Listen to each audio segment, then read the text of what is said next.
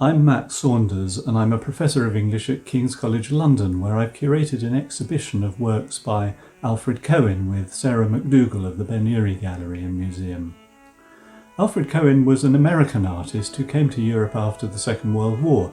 He moved from Paris to London in 1960 and had several successful exhibitions there, and then in 1963 he moved to Kent. "It was Kent that engaged my feelings more fiercely than any other place I can remember," he told the journalist Philip Oakes, and he started painting the landscape at once.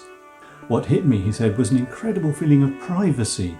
Driving along a country road, I felt the hedges crowding in on me. The leaves were so thick that they were like a wall. We passed a hedge cutter and he glared at us as if we'd interrupted some ritual. Then he stepped down into the ditch and disappeared as though he'd been absorbed by the landscape." You can see what he means in this painting, Enclosed Property, from the Tunbridge Wells Borough Council collections.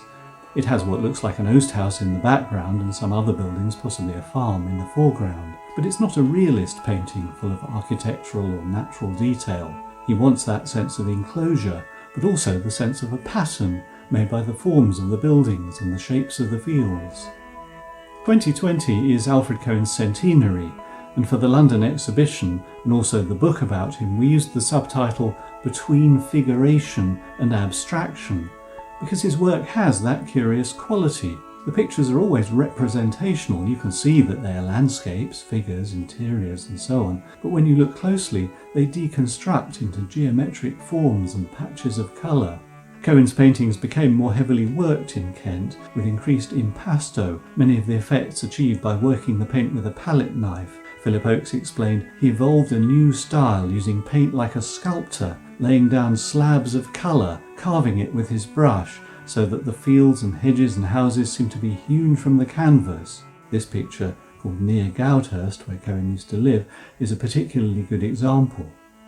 But he also loved the Channel coasts and the effects of light on water there. Folkestone in Kent was one of a small number of places Cohen painted numerous times. Here too, all the individual elements, when looked at closely, are abstracted: the facades of the seafront hotels, the holidaymakers' heads, the angular, even in one case rectangular, clouds. But they all hang together to create a unique sense of space, atmosphere and pleasure. Alfred Cohen's paintings are represented in over 50 public collections, including the Arts Council, the British Council, the Sainsbury Centre and Pannant House.